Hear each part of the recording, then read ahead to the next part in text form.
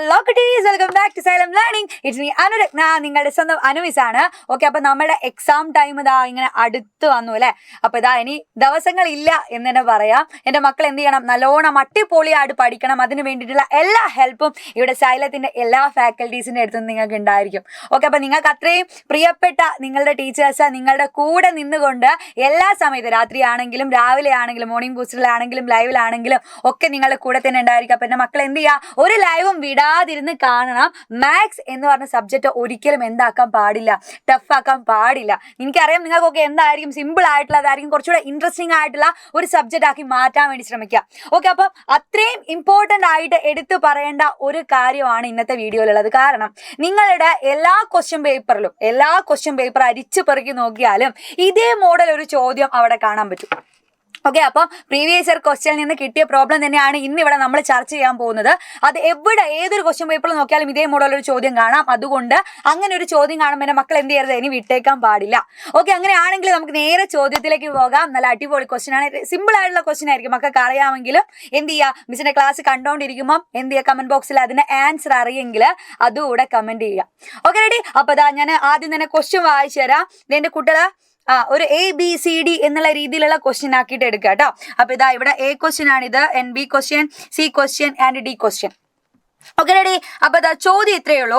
2x2x3 ഇത് ഒരു സംഖ്യയുടെ അഭാജ്യ സംഖ്യകളുടെ ഗുണനഫലമായിട്ട് എഴുതിയ സംഖ്യയാണ് അല്ലെ. അപ്പൊ ഏതോ ഒരു സംഖ്യ അതിനെ നമ്മൾ എന്താക്കിയിട്ടുണ്ട്, അതിന്റെ അഭാജ്യ ഘടകങ്ങളാക്കിയിട്ട് എഴുതിയതാണ് ഇവിടെ 2x2x3 എന്നുള്ളത്. നമുക്കറിയാം അല്ലെ, പ്രൈം നമ്പേഴ്സ് ആണ് 2ഉം 3ഉം ഒക്കെ.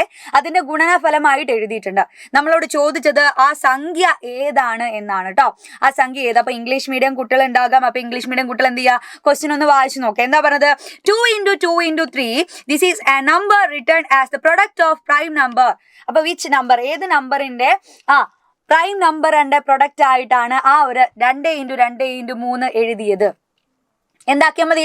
സിമ്പിൾ ആയിട്ടുള്ള കാര്യമാണ്. ഇത് മൾട്ടിപ്ലൈ ചെയ്താൽ മതി, അത്ര മാത്രം ചെയ്താൽ മതി. ഇത് മൾട്ടിപ്ലൈ ചെയ്താൽ ആ നമ്പർ ഏതാണ് എന്ന് കിട്ടും നിങ്ങൾക്ക്. അപ്പൊ നമ്മൾ എന്ത് ചെയ്യും? മൾട്ടിപ്ലൈ ചെയ്ത് നോക്കാം. അപ്പൊ A ക്വസ്റ്റ്യൻ ആയിട്ട് നമ്മൾ എന്ത് ചെയ്യുക? ദേ ഇവിടെ 2x2x3 ചെയ്താൽ മതി. പോരേടാ? അപ്പൊ 2ഉം കൂടെ മൾട്ടിപ്ലൈ ചെയ്താൽ എന്ത് കിട്ടും? 4 എന്ന് കിട്ടും അല്ലെ. 4 കിട്ടും. ഇനി എന്ത് ചെയ്യുക? 4ന്റെ കൂടെ ഈ 3 കൂടെ മൾട്ടിപ്ലൈ ചെയ്ത് കൊടുക്കുക. 4x3 എന്ന് പറഞ്ഞാല് 12 ആയിരിക്കും, 12 ആയിരിക്കും ആൻസർ ആയിട്ട് വരിക. അപ്പൊ A ക്വസ്റ്റ്യൻ വളരെ സിമ്പിൾ ആയിരുന്നു. അതേപോലെ തന്നെ B ക്വസ്റ്റ്യൻ എന്താണ് അവസ്ഥ നോക്കാം നമ്മള്. B ക്വസ്റ്റ്യൻ 36 എന്ന് പറഞ്ഞാൽ 36 = 2x18 എന്ന് എഴുതാം. പക്ഷെ നമ്മൾ ക്വസ്റ്റ്യൻ അതാണോ? Right 36 as the product of 2 other number. 36നെ മറ്റ് 2 സംഖ്യകളുടെ ഗുണനഫലമായിട്ട് എഴുതാം. അപ്പൊ Malayalam medium question, English medium question miss മാറി മാറി കാണിച്ചു തരുന്നുണ്ട്. എന്റെ കുട്ടികൾ എന്ത് ചെയ്യുക, അതൊന്നുകൂടെ ഒന്ന് ശ്രദ്ധിച്ച് വായിച്ചു നോക്കുക. അപ്പൊ 36നെ മറ്റ് 2 സംഖ്യകളുടെ ഗുണനഫലമായിട്ട് എഴുതാൻ പറ്റണം. നമുക്ക് ഒരുപാട് ഇല്ലെങ്കിലും 36ന്റെ എല്ലാ നമ്പേഴ്സും, ഏതൊക്കെ നമ്പേഴ്സ് ആണോ 2 നമ്പേഴ്സിന്റെ മൾട്ടിപ്ലിക്കേഷൻ ആക്കിയിട്ട് എഴുതാൻ പറ്റുന്നത് അതൊക്കെ എഴുതി കൊടുക്കാം. റെഡി ആണെങ്കിൽ എൻ്റെ കുട്ടികൾ എന്ത് ചെയ്യുക, 36 കിട്ടാൻ ഏതൊക്കെ നമ്പേഴ്സുകൾ കൂടി മൾട്ടിപ്ലൈ ചെയ്യണം എന്ന് ആലോചിച്ചാൽ മതി. നമ്മളെ ക്വസ്റ്റ്യനിൽ തന്നിട്ടുണ്ട് എന്ത്, 2x18 എന്ന് പറഞ്ഞത് ക്വസ്റ്റ്യനിൽ തന്നിട്ടുണ്ട്. ഇനി എന്ത് ചെയ്യാ നമ്മള്? 36 എന്ന് പറഞ്ഞല്ലേ. 36 എന്ന് പറഞ്ഞാല് 1x36 എന്താ? 36 ആണ്. വേറെ ഏതാ? 2x18 ഇവിടെ കൊടുത്തു. ഇനി നമ്മളെ 3 കൊണ്ട് മൾട്ടിപ്ലൈ ചെയ്യാൻ പറ്റുമോ നോക്കിക്കേ. 3x12 എന്താ? 36 ആണ്. അതേപോലെ 4 കൊണ്ട് ഗുണിക്കാൻ പറ്റുമോ? 4 9 36 ആണ്. അപ്പൊ 2 നമ്പേഴ്സ് വേറെ പറ്റൂലേ. ഇനി 5 കൊണ്ട് പറ്റില്ല. വേറെയോ? 6x6 36 ആണ്. അപ്പൊ ഇത്തരത്തിലുള്ള സംഖ്യകളൊക്കെ എന്താക്കിയിട്ട് എഴുതാം? ഇതിൽ ഏതെങ്കിലും എഴുതി കൊടുത്താൽ മതി. ഏതെങ്കിലും ഒരു സെറ്റ് എഴുതിയാൽ മതി. നിങ്ങളോട് ഒരു സെറ്റ് എഴുതാൻ പറഞ്ഞുള്ളൂ. പക്ഷെ ഞാനിവിടെ എഴുതി കൊടുത്തു ഏതൊക്കെ നമ്പേഴ്സ് ആണ് എന്നുള്ളത്. എൻ്റെ മക്കൾക്ക് സിമ്പിൾ ആയിട്ട് കണ്ടുപിടിക്കാൻ പറ്റുന്ന കാര്യമാണ്. ഓക്കെ, ഇനി അടുത്തത് അല്ലെ, നമ്മൾ C ക്വസ്റ്റ്യനിലേക്ക് എത്തി. എന്താ C question? Right 150 as the product of എന്താ? Prime number. പ്രൈം നമ്പറിന്റെ പ്രൊഡക്റ്റ് ആയിട്ട് ആര് എഴുതണം? 150 എഴുതണം. അപ്പം പ്രൊഡക്റ്റ് പ്രൈം നമ്പേഴ്സിന്റെ ഘടകങ്ങളാക്കിയിട്ട് മാറ്റി എഴുതാൻ നിങ്ങൾ ആ ചാപ്റ്ററിൽ പഠിക്കുന്ന കാര്യമാണ്. അപ്പൊ ഈ ഒരു ചോദ്യം നിങ്ങൾക്ക് എക്സാമിന് വരും എന്നുള്ളത് മനസ്സിലാക്കുക.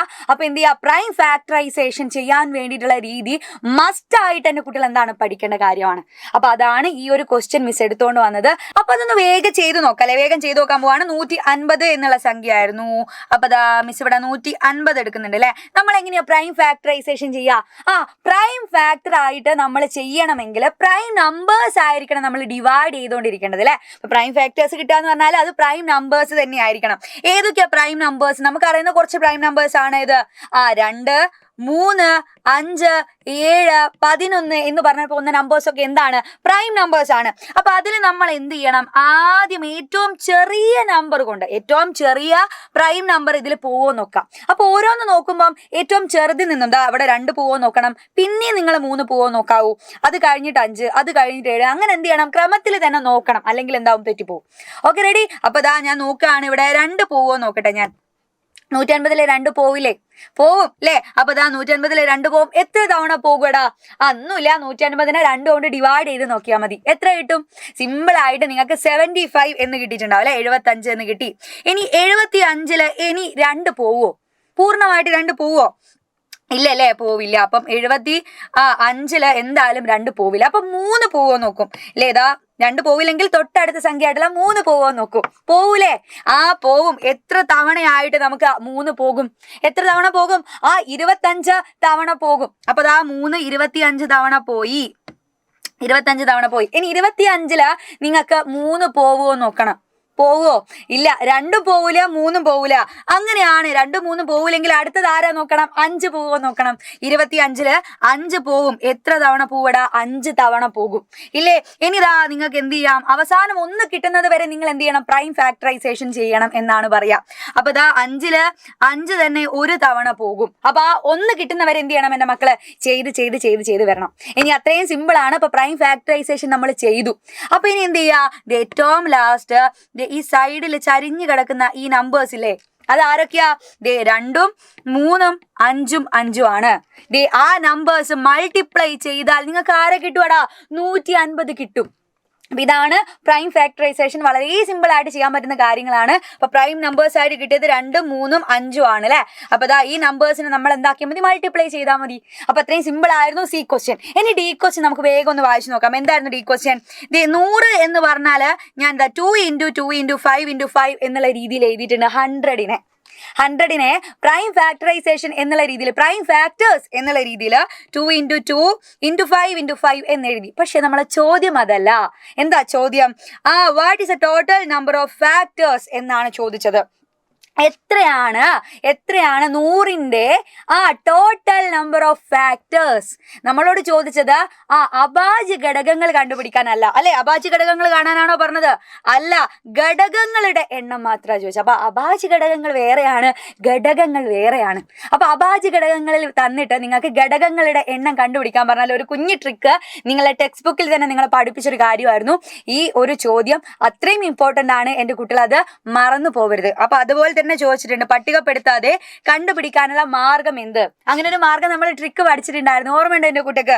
എന്തായിരുന്നു ട്രിക്ക് എന്നുള്ളത്? ഓർമ്മയുണ്ടോ? എന്താ? നീ നോക്കിക്കേ, 100 എന്ന് പറഞ്ഞാൽ 2 × 2 × 5 × 5 എന്ന് എഴുതിയിട്ടുണ്ട് അല്ലെ. ഒന്നുമില്ല, അത്രയും സിമ്പിളാ. 2 × 2 എന്ന് പറഞ്ഞാൽ ഒരേപോലത്തെ 2 നമ്പേഴ്സ് അവിടെ വന്നു അല്ലെ. ഒരേപോലത്തെ എത്ര നമ്പേഴ്സ് വന്നിട്ടുണ്ട്?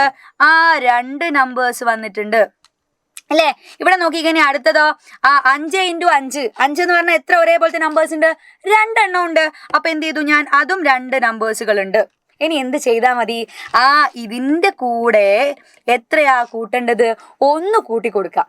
എത്ര നമ്പേഴ്സ് ആണോ ഒരേപോലെ ഉള്ളത് അതിന്റെ കൂടെ എന്ത് കൂട്ടി കൊടുക്കുക? 1 കൂട്ടി കൊടുക്കുക. അപ്പൊ എത്ര കിട്ടും എന്റെ കുട്ടിക്ക്? ഇത് 3 എന്ന് കിട്ടി, ഇത് 3 എന്ന് കിട്ടി അല്ലെ. കിട്ടിയ നമ്പേഴ്സിന് എന്താക്കിയാൽ മതി? മൾട്ടിപ്ലൈ ചെയ്താൽ മതി. 3 × 3 എന്ന് പറഞ്ഞാൽ 9 ആണ്. അപ്പൊ 100ന് 9 ഫാക്ടേഴ്സ് ഉണ്ട് എന്ന് നമുക്ക് പറയാം. 100ന് 9 ഫാക്ടേഴ്സ് ഉണ്ട്. അപ്പൊ ഈ ഒരു കാര്യം നിങ്ങൾ അത്രയും ഇമ്പോർട്ടന്റ് ആണെന്ന് ഞാൻ എടുത്തു പറയാനുള്ളത്.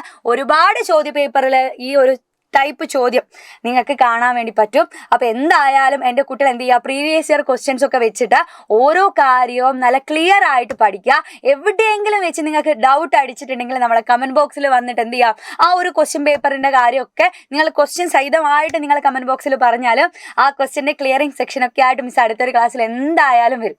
ഓക്കെ, അപ്പൊ ഇതേപോലെ ഇമ്പോർട്ടന്റ് ആയിട്ടുള്ള ഒരുപാട് ചോദ്യങ്ങളുമായിട്ട് മിസ് അടുത്ത ക്ലാസ്സിൽ വരുന്നതായിരിക്കും. അതുവരെ ബൈ ബൈ.